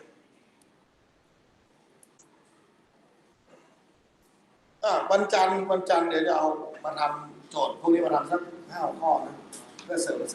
ไปหาก่อนจริงก็มีเลยเอาอย่างนี้ก็ได้มีแต่ว่ากลัวจะตื่นเต้นมากเลยนะให้เธอถามเลยนะครับว่าเธอถามเรื่องอะไรออกข้อสอบมีตั้งแต่อะไรนะใช่งานพลังงานออกหมดเลยฮะออกทั้งเล่มเนี่ย2อะไรนะโมเมนตัม3การหมุน4สมดุล เวลาเลือกต้องเลือกทีละข้อไม่พร้อมกัน4 ข้อบ้างใครจะสอนได้เลยครับเอาอะไรก่อนเอาอะไรก่อนเนี้ยเอาให้เลขที่31ตัดสินใจเนี่ยใครฮะใคร31ครับใครอ่ะจำนี่จะปีแล้วจำเลขที่ไม่ได้ใคร31อ๋อตัวเล็กนี่เองเอาอันไหนฮะเลือกเนี่ยไม่ผิดหนูไม่ผิดเพราะมันเส้นให้สิทธิ์หนูเอานะจะไปฟังคนอื่นหนูต้องมีความคิดตัวเองที่แฟนเลือกเองเลย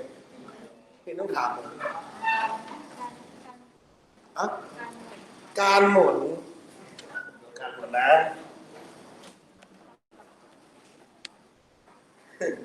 ผมว่าการหมุนเธอเนี่ยเธอต้องไม่ได้อะไรแน่นอนนะหารูปภาพ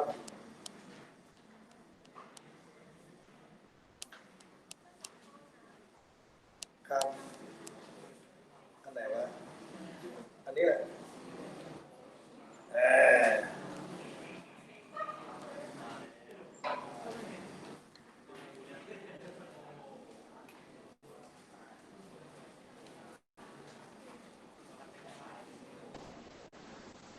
ทำไมทำไอ้พวกนี้มันไม่ได้หรือเปล่าจะรู้ไหมเพราะเธอจำอะไรไม่ได้ครับจำสูตรที่ไม่ได้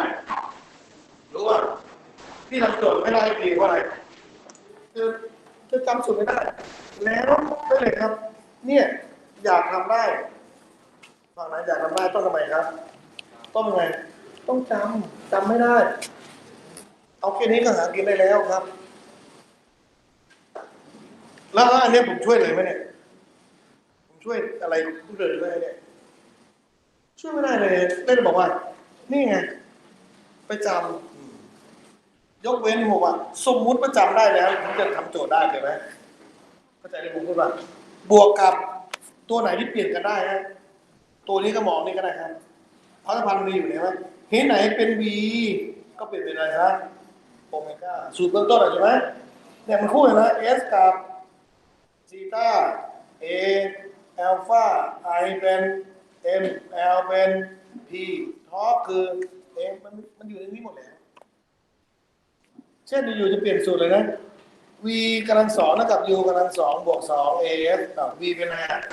โอเมก้าสองก็ได้ u ก็โอเมก้าหนึ่งบางคนก็ใส่ศูนย์กับหนึ่งโอเคไหมแล้วแต่นะ a สองไม่ต้องเปลี่ยน a เป็นอัลฟา s เป็น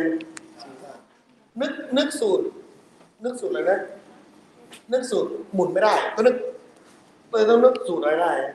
เคลื่อนที่ได้ยกเว้นนึกไม่ออกทั้งสองอันนี้คือหมดแล้วไม่มีอะไรเหลือนะถูกไหมฮะหมดเลยนะไม่เหลือเลยนะคือไม่น่าจะทำอะไรได้ได้แต่มองตามติดโอเคนะทุกสิ่งทุกอย่างนะครับมันจะพูดอะไรไปเมื่อเรียนเรื่องไหนไม่เข้าใจบางทีจำก่อนครับสโลแกนมันเซอร์จำได้เข้าใจชัดเจนเลยไม่จำเป็นต้องเริ่มที่จำก่อนนะบางทีเข้าใจก่อนแล้วมาจำทีหลังก็ได้นะเข้าใจป่ะแต่ขอให้ครบทั้ง3 อันคุณสมบัติเลยคือจำได้เข้าใจใช้เป็นคือฟิสิกส์เหมาะที่สุดต้องใช้เป็นคือแก้โจทย์เป็นนะบางทีฟังให้ตายอ่านให้ตาย3 วันยังไม่เข้าใจนะไม่ต้องพอแล้วไปจำก่อนคือขั้นตอนนี้ไม่ได้กลับไปขั้นตอนอื่นมีทั้ง3 อันจำเสร็จแล้วค่อยมาทำไมนะทำเข้าใจบางทีมันโอ้ยบางทีมันตันเลยนะสิ่งที่น่ากลัวที่สุดในชีวิตคือการเริ่มต้นนะเริ่มต้นอ่านหนังสือเนี่ยวันเป็นอะไรที่น่ากลัวที่สุดถูกไหมก็บอกสำคัญที่สุดในชีวิตคือการตัดสินใจที่จะก้าวไปเนี่ยมันหรือทำสักอย่างยากมากถ้าคุณเอาชนะตรงนี้ได้คุณจะประสบความสำเร็จโอเคไหมครับบางคนเป็นไงนะจะอ่านเป็นไงทุกวันนี้ทำได้เลยเพราะคุณการเริ่มต้นยากมากนะโอเคมาลองทำโจทย์นะฮะผมก็ได้นำในที่นี้ว่าคืออย่างนี้นะเพราะผู้ไปก็คือเหมือนเดิมเลยครับ นั้นฝ่าเห็นไหมทำไงให้มันได้เอากระดาษมาเขียนสามารถเขียนได้เสร็จแล้วมาดูมันถูกจบนั่นคือจำได้แล้ววิธีการจำที่ดีที่สุดคืออะไรฮะการเขียนครับมาเซอร์นี่โง่ภาษาอังกฤษนะแต่เวลาครูจะสอบศัพท์เขียนศัพท์ผมก็จะเขียนฝึกเขียนคัดเหมือนลงโทษตัวเองเช่น DOG ด็อกสุนัขก็ DOG ด็อกสุนัขไปจนกระทั่งคุ้นเคยนะบางทีสะกดไม่ถูกหรอกแต่ขึ้นตัวนี้เราจะตามจนปรับเองนะเพราะมันคุ้นเคยนะเวลาไม่ได้เราก็เขียนบนโต๊ะใช่ไหมผมเป็นคนนักเขียนไงนักเขียนก็ต้องเขียนนะศัพท์ไหนไม่ได้ยากมากก็เขียนบนโต๊ะเรื่องที่สองเบาๆเห็นไหมเรื่องอะไรเรายอมตกคนเราต้องไงต้องผ่านทุกด่านนะเพราะคนเราเกิดมาเก่งทุกอย่างไหมเห็นไหมแต่ต้องเอาตัวรอดทุกอย่างครับเขียนลงมาครูมาก็ตกไหนก็มีสอนก็ไปแล้วครับแต่อย่าเอาเต็มหน้าโง่ๆบางคนเต็มไหมถูกไหมเพื่อนเต็มแล้วก็7พอละ7นี่คือที่สุดในชีวิตแล้วใช่ไหม6นี่ก็6บ้าง7บ้าง8บ้างเฉลี่ยไปสอบทุกวันเพื่อนเกรด4กูเกรด3พอไม่เป็นไรเพราะกูรอดบางคนโง่รอดเป็นเก่งกว่าคนนั่นก็สงสัยจัดสอบใหม่ได้สุดเลยเห็นไหมได้ฟังของเขาคนเราต้องเก่งทุกเรื่องนะเอาข้อสอบในร้อยหรือว่าหัวหรือว่านะครับเป็นแบบในเรื่องที่เรานี่ไงบันไดเห็นไหมบันไดออกข้อสอบในร้อยนะวันนี้ผมติวในร้อยอยู่ลองไหมลองเขาดินะนี่ข้อสอบในร้อยไงเรื่องของเราเลยสำหรับคนอะไรครับบันไดเอาอันนี้ของปี63นะไหนลองทำได้ไหมนี่เกี่ยวกับอะไรเลยของเรานี่แหละนะเห็นไหมเขาให้มุมอะไรมาข้างบนมุมข้างบนไม่คุ้นเคยทำไมเขาบังคับไม่ต้องใช้มุมข้างบนถูกไหมเราก็เปลี่ยนเป็นมุมอะไรกันนะของเราครับข้างล่างของเรามุมอะไร60คือเปลี่ยนไปตามที่เราเรียนอย่าเปลี่ยนไปตามโจทย์เขาไม่งั้นคุณจะถูกโจทย์เขาหรอกมีอะไรบ้างอ่ะคำอะไร3.5เก็บไว้ก่อนหนักใส่อะไรครับใส่อะไร60นิวตันนะความพิงกำแพงพิงก็ต้องมีนะฮะนะใส่จุด A จุด B นะ A อันนี้ R นะ B นี่ก่อนตรงไหนวางพิงกันไปศูนย์รวมของบันไดอยู่ห่างจากปลายบันไดด้านบนที่พิงศูนย์ถ่วงนะของบันไดนะศูนย์ถ่วงของบันไดคืออะไรนะน้ำหนักนี่นะถูกไหมบันไดเท่าไหร่นะบันไดยาว 2.5 บันไดอยู่ห่างจากปลายบันไดด้านบน2.5 นะแสดงว่าเหลืออะไรนะ 2.5 มัน 3.5 เหลืออะไรเหลือ1เห็นไหมข้อสอบวัดคนเข้าไม่กี่คนต้องเป็นไงกว่าครับก็ต้องพิสดารขึ้นมานิดนึงถูกไหมแค่นี้จะให้ระยะตรงนี้มาก็ต้องมีการหลอกล่อเรื่องระยะหน่อยเนี่ยถ้าเดินไม่รู้ตรงนี้ก็เป็นไงไปไกลแล้วทำไงต่อครับมีแรงสถานไหมระหว่างพื้นบันไดเขาถามเลยครับว่าแรงสถานใช่ไหมตั้งเลยฮะแรงสถานก็ใส่ครับไม่รู้นี่เหมือนเดิม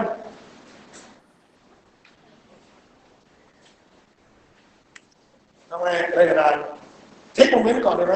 เขาเนี่ยน่าจะทั้งเทคซ้ายขวาบนล่างออกหมดนี่ไงมาดูให้ดีนะ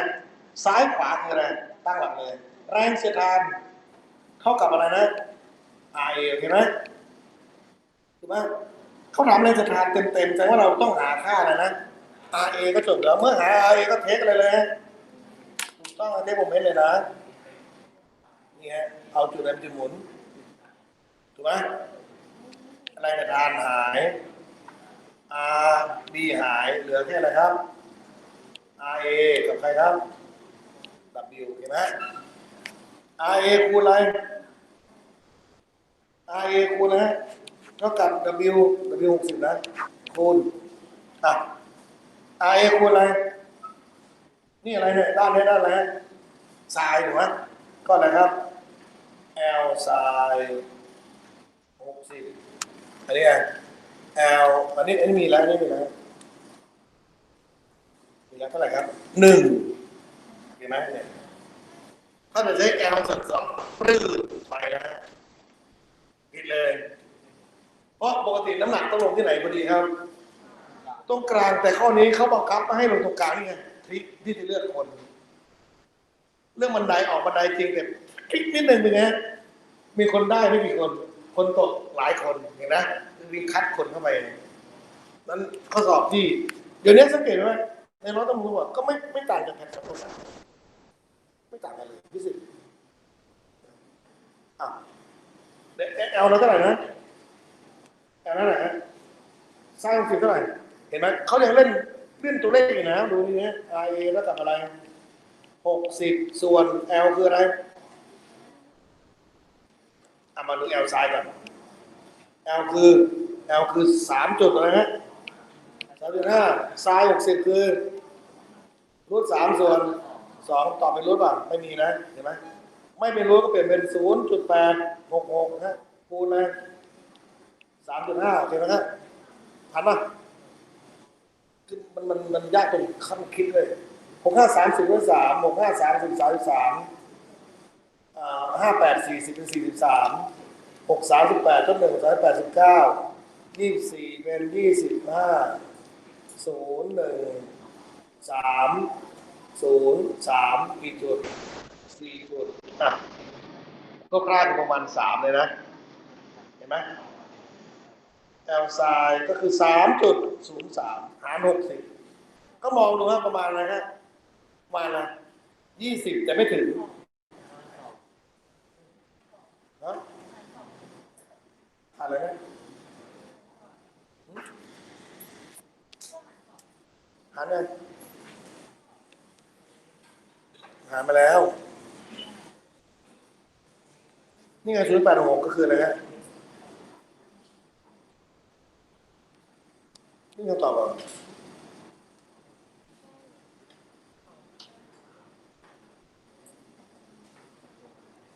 L ไหนอะ L ไซน์60นี่ไง1.62 1หาร2นี่ไงก็รูท3.2คือ 0.866 คูณด้วย 3.5 คือ L ใช่ไหมก็ได้ประมาณ3.0 1กว่าไม่เห็นมีเลยไม่1กว่า10กว่า15เหรอไม่ได้15หรอแสดงว่าค่า G เราใช้กันอะไรฮะ 9.8 ประมาณนั้นนะฮะโอเคนะเดี๋ยวเราไปคิดอีกทีให้ดูว่าเขาทิกยังไงนะเนี่ยอันนี้เรื่องอะไรงานพลังงานเห็นไหมเนี่ยเข้าถึง3เนี่ยเรื่องงานพลังงานไม่ยากหรอกมันนี่เป็นวงอะไรถ้าเธอมีทริคอะวงกลมก็หาอะไรฮะความเร็วที่เป็นอะไรนะความเร็วที่เป็นวงกลมมันก็มีรูทนะฮะรูท RG กับรูท5 RG ถูกไหมครับเนี่ยถ้า R เท่าไหร่ R คือ1 G คือ10อันนี้ได้เท่าไหร่รูท10อันนี้รูทอะไรครับรูท50มันก็ตอบได้2อันแค่นั้นฮะแล้วคิดดูนี้รูท10มัน3กว่าไม่มีรูท50คืออะไรรูท50คืออะไร5รูท2ถูกไหมเห็นไหมถ้ามีทริคมันต้องใช้ทริคของมาสเตอร์ให้ไม่งั้นไม่มีทางแล้วเนี่ยเดินมองเนี่ยถ้าเดินใช้เทคนิคมาสเตอร์ครึ่งชั่วโมงพอแล้วนะนี่คลิกมันคืออะไรวงกลมมันก็มีแค่2 V คือ V อะไรนะ V บน V ล่างถูกไหม V บนคือรูท5รูท RG V ล่างคือรูท5 RG คำตอบไม่เกิน2ข้อเนี่ยถ้านี่ R คือ1คูณ10เป็นรูท10 1คูณ10คูณ5เป็น50เรามาดูคำตอบนะฮะความเร็วอ่ะไอ้รูท10มันไม่มีอะไรไหมรูท50ก็แปลงล่างมาหน่อยคือ5คูณอะไรเนี่ย5คูณ10ก็10คูณ2ก็เป็น5รูท2ก็ออกมาตามนั้นเพราะวงกลมมันบังคับอยู่แล้ว สุดรักที่ให้เลยมันบล็อกได้หมดเลยนี่อันนี้คือโมเมนตัมเห็นไหมเนี่ยม .4 เวลาทำไมเขาเอาม .4 ถ้าเรียนอย่างเข้มข้นไปนะจะไปสอบฟิสิกส์โมเดลฟิสิกส์เดียวนะครับเพราะผมสอนแค่ฟิสิกส์เนี่ยคุณก็จะสามารถทำได้เนี่ยเห็นไหมนี่ก็เรื่องอะไรโมเมนตัม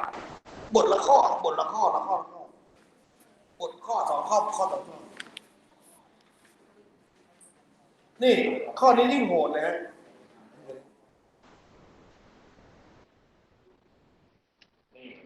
นี่เขาเล่นอะไรไม่ใช่ว่าไหนนะ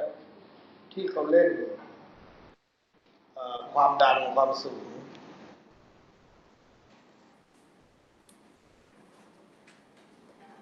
อย่างข้อนี้ผ่านไปแล้วใช่ไหมที่สวนกันเลยความเร็วสัมพัทธ์ที่สวนกันเลยถ้าเราใช้ v สัมพัทธ์เอสกับอะไรนะ v สัมพัทธ์คูณทีอันนี้อะไรนะอันหนึ่งปล่อยตก20ทีแล้วกับสูงเท่าไหร่20ทีแล้วกับ1แล้วคลิกก้อนล่างขึ้นไปแล้วตอบมาเขาเนี่ยเป็นทวนนะฮะไม่ทวนเลยนี่เขาเลยก็เป็นอะไรโมเมนต์เนี่ยเห็นไหมก็สอบพวกนี้ออกม .4 เป็นแต่เชิงอะไรฮะเชิงแผ่น2หมดนะไม่ใช่มาคิดเป็นขี้ไก่แบบแทนในสูตรธรรมดานะจริงเนี่ย15นี่เป็นสมการโมเนียเลยนะเห็นไหมแต่มันก็รู้ครับว่าคืออะไรครับรถเลี้ยวโค้งวงกลมแนวราบแทนซีต้าเห็นไหมเท่ากับอะไร b กำลัง2ส่วน r g เท่ากับนิวเนี่ยถ้าจะรู้สูตรนี้ออกหมด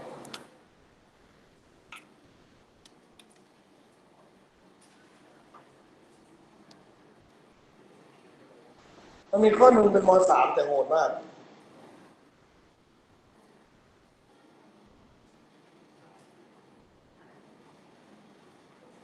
นี่ม .3 ดูข้อสอบเห็นไหมเคยถามว่าความดันกับความสูงแต่มันกลับมาหาอะไรครับใช้ความเร็วมี2สูตรฮะv เท่ากับ s ส่วน t ใช่ไหมเนี่ย s กูต้องหาจากอะไรนี่ s 1 s 2เอามาทำไมกันลบกัน5 นาทีเล่นหน่วยนิดหนึ่งออกแล้วอันนี้วิธีคิดเป็นไงครับ760ลบคูณ11เนี่ย760ลบกันแล้วคูณด้วย11ให้เป็นความสุขมัวแต่มานั่งเทียบเป็นยางชาติมันจะออกอ่ะต้องมีสูตรโอเคนะ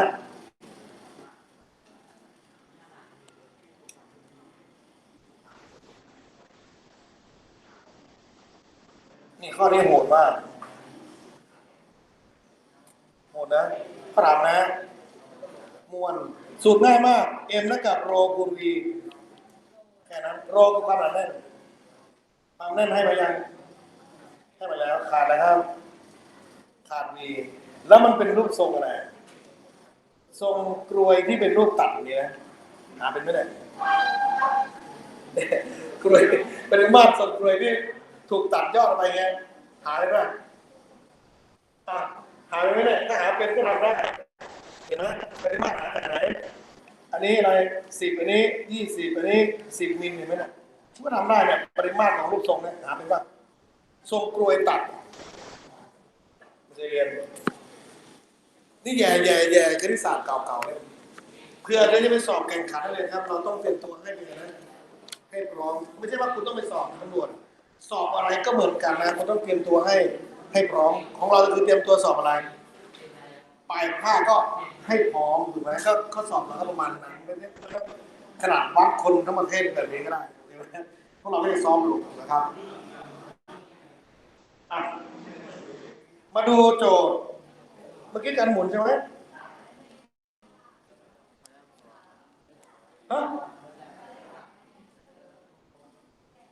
3 นาทีก็มองเธอทะลุถึงข้างหลังได้เลยมัน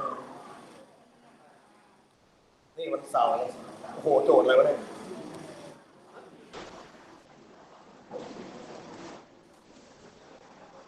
เอาสักข้อเลย